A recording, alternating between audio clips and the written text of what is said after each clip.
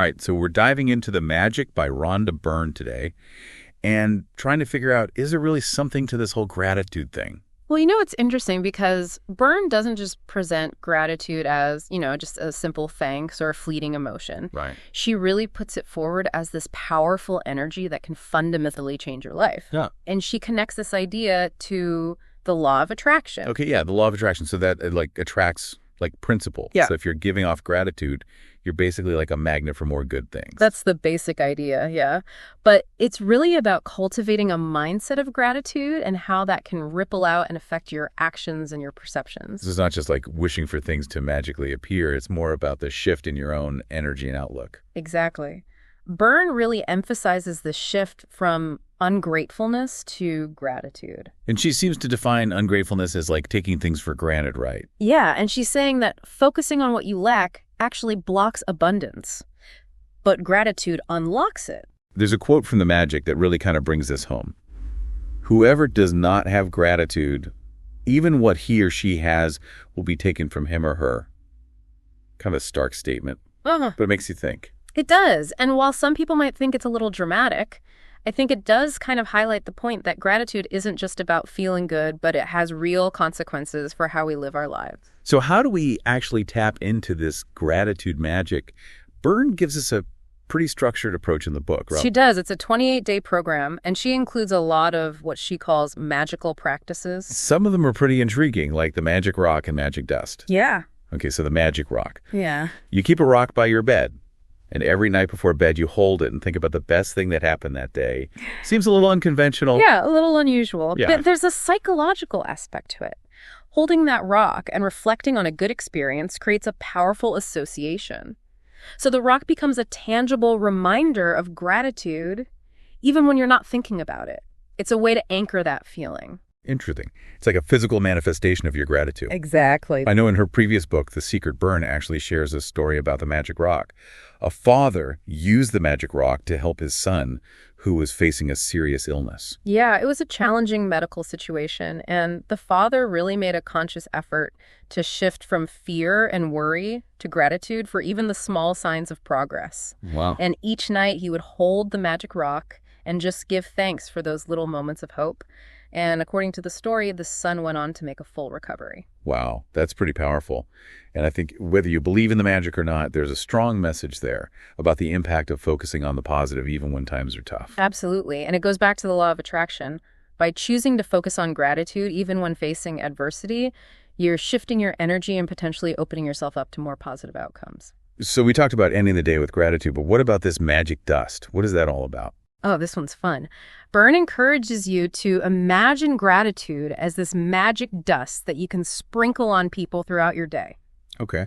You just mentally thank 10 people who provide services you benefit from in some way. So like the barista who makes your coffee, the bus driver, the folks who keep the internet running, that kind of thing. Exactly. It's about recognizing and appreciating all those people who contribute to our lives in these small ways.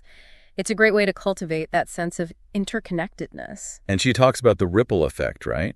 That your gratitude can actually uplift others, and because of that positive energy, it can even circle back to you. Precisely. And we might not always see those ripples, but sending out that positive energy contributes to a more positive experience for everyone. So it's not just about personal gain, it's about creating a more positive and grateful world. That's a big part of what she's advocating for in the book. She believes gratitude can transform not just individual lives, but also the world around us. When I was reading the book, I got the sense that she sees gratitude as this really practical tool that we can apply to all areas of our lives.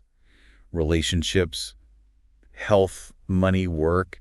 You can sprinkle that magic dust everywhere. She absolutely does. And she gives a lot of really specific advice on how to apply gratitude in these areas. Well, now I'm even more curious to see how these practices actually work. Then let's dive into some of those in a little more detail. Sounds good to me.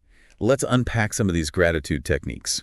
So we talked about the magic rock and magic dust, but there's this other practice that Byrne calls Count Your Blessings. And it's really the foundation of her 28-day program. Count your blessings.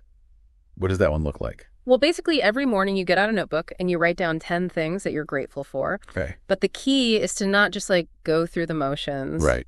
Really try to feel that sense of appreciation for each thing. So really connecting with that feeling of gratitude. Exactly. And over time, it's supposed to rewire your brain so you become more attuned to the good things in your life. Okay, but what about when you're facing tough times? What if you're having trouble coming up with 10 things to be grateful for? Does Byrne address that? She does. She acknowledges that it can be hard to stay positive when you're dealing with challenges, but she actually has a practice that is specifically designed to help with negativity called the magical way out. Okay, the magical way out. Yeah. How do you magically escape negativity? Well, it's not about denying or suppressing negative feelings. It's more about like shifting your perspective. Okay.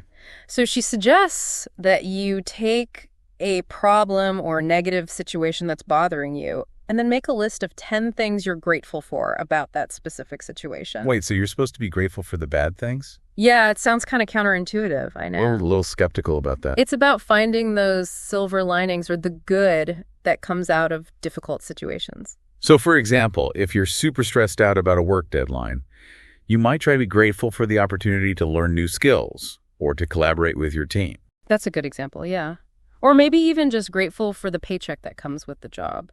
Okay. It's about reframing the situation, looking for those blessings that might be hidden. So it's almost like disarming that negativity by focusing on the good. That's the idea. And Byrne argues that this can actually help you detach from that negativity and see solutions that you might not have noticed before. Okay, I can see how that could be helpful. Yeah. But isn't there a risk of like minimizing real problems? It's not about pretending everything is perfect or ignoring legitimate issues. It's more about choosing where you put your energy. Dwelling on the negative can just make you feel stuck. Right. And so by focusing on what you can be grateful for, even in those situations, you can regain some sense of agency. Okay, so it's not about toxic positivity. It's about actively choosing to focus on the good, even when things are tough. Yeah, and Byrne says this applies to every area of life.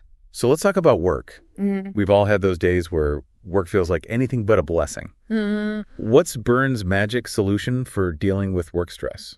She has this visualization exercise that I actually find kind of funny. She says to imagine that you have this invisible manager who's following you around at work.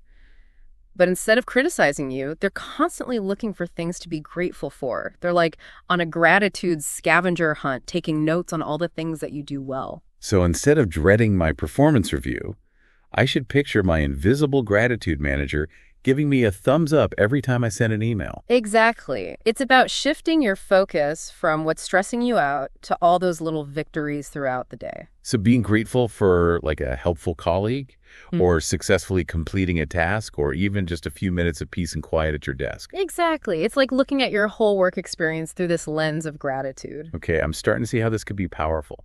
It's not pretending that work is always amazing. It's just choosing to focus on the positive aspects, even when things are hard. And Byrne says this applies to relationships, too. She encourages you to shift your focus from the things that annoy you about your loved ones to their good qualities. So instead of dwelling on that one annoying habit that your partner has, you're trying to appreciate their kindness and their support. Exactly. And by intentionally focusing on those good things, it can really change the whole energy of the relationship. It's almost like creating a gratitude feedback loop. And when it comes to health, she says to be grateful for your body even when you're facing challenges. And with money, she talks about appreciating the money you have even if it's not as much as you want. So shifting from scarcity to abundance. Yeah, and she offers specific exercises for these areas too. For relationships, she suggests getting out photos of your loved ones. Okay. Then you pick 3 of those relationships and write down 5 things you're grateful for about each person. So you're focusing on their positive qualities instead of replaying all the past arguments in your head. And with health, she encourages you to just take a few minutes every day to reflect on your body and all its functions.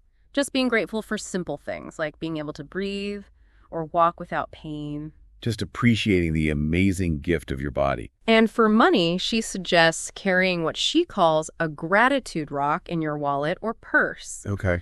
And then every time you spend money, you hold the rock and give thanks for the abundance in your life. Interesting. So you're connecting spending money with gratitude instead of fear. Exactly. And by practicing gratitude consistently, Byrne believes you can really transform your whole experience and create more abundance and joy in your life. But let's be real for a second. Some of this stuff sounds a little too good to be true.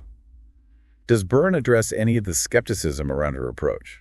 She does. She acknowledges that it can be hard for some people to maintain this attitude of gratitude all the time. And she also recognizes that some people might not be on board with the more, woo-woo aspects of her approach. Right. The whole gratitude is magic idea. Yeah. But even if you're not totally buying into the magical stuff, I think there's still a lot of practical wisdom in her advice. She's basically advocating for mindfulness and positive thinking and appreciating what we already have. And even if you're skeptical, there's no harm in just trying out some of these exercises and seeing how they affect you. Exactly. Just experiment and see what works for you, and you might discover some magic along the way. You know what I find really striking is just how simple all these practices are. Anyone can try them. You don't need any special skills or anything. I think that's one of the things that makes her approach so appealing. It's very accessible. So for someone who's intrigued and wants to give this whole gratitude thing a shot, what's a good place to start?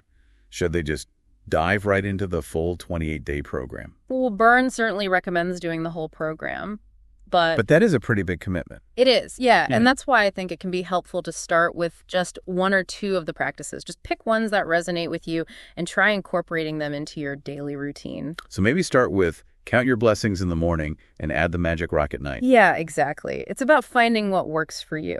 Like any new habit, you don't want to overwhelm yourself. No. But is there any research to back up these claims about the power of gratitude? That's a great question. And while most of what Byrne talks about is based on personal experience, there actually is a lot of research that shows that gratitude can have a positive impact on well-being. Okay, so what does the research say? Well, studies have found that people who practice gratitude regularly tend to be happier. They have less stress and anxiety, they sleep better, and they even have stronger relationships. So it's not just about material wealth or success. There are real mental and emotional benefits. And I think that really comes through in the magic. Byrne talks a lot about how gratitude makes you feel, that sense of joy and lightness. It's about having a more positive outlook on life. And there's even some research that looks at the effects of gratitude on the body. Okay. How does gratitude affect the body? Well, some studies have shown that if you focus on your heart while you're feeling grateful, it can lead to a more coherent heart rhythm, and that can improve your immune function and reduce stress. Wow. So it's not just in your head. It could actually be affecting your physical health. And that really speaks to this mind-body connection that Byrne talks about throughout the book. So even if you're a little skeptical about this whole gratitude thing, there is some evidence to suggest that there might be something to it. And the best way to know for sure is to just try it out yourself. See how it makes you feel. Okay, so we've talked about the main ideas from the magic. Yeah.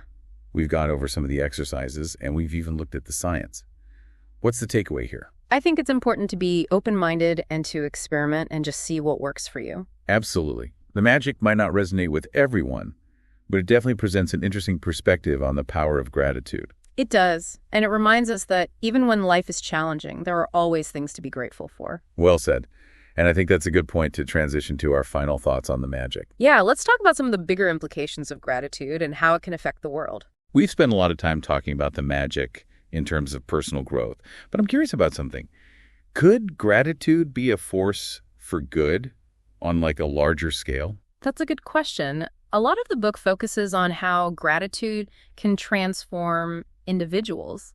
But if you think about it, gratitude doesn't have to be limited to just ourselves. Right. It can influence our interactions with others and even the way we approach global problems. Like that magic dust idea we talked about. If everyone was intentionally practicing gratitude toward others, it seems like it could really change things. It could shift the whole energy of society, right? Instead of focusing on all the negative stuff, we'd be more aware of the good things. The acts of kindness. Yeah. The things we take for granted. Exactly. And it doesn't have to be this big dramatic thing either. Right. It could start with just simple things like saying thank you to the cashier or appreciating the people who work hard to keep our cities running. It's about realizing that we're all connected, and even small acts of gratitude can make a difference. And that's a powerful idea. The way we think and feel the energy we put out into the world, it can actually have an impact. So maybe as you go about your day, try sprinkling a little magic dust around. See what happens. You might be surprised at the magic you find. Well, that wraps up our deep dive into the magic by Rhonda Byrne. We hope you found this discussion insightful. And as always, keep questioning, keep exploring, and keep discovering the magic of knowledge. Until next time, stay curious.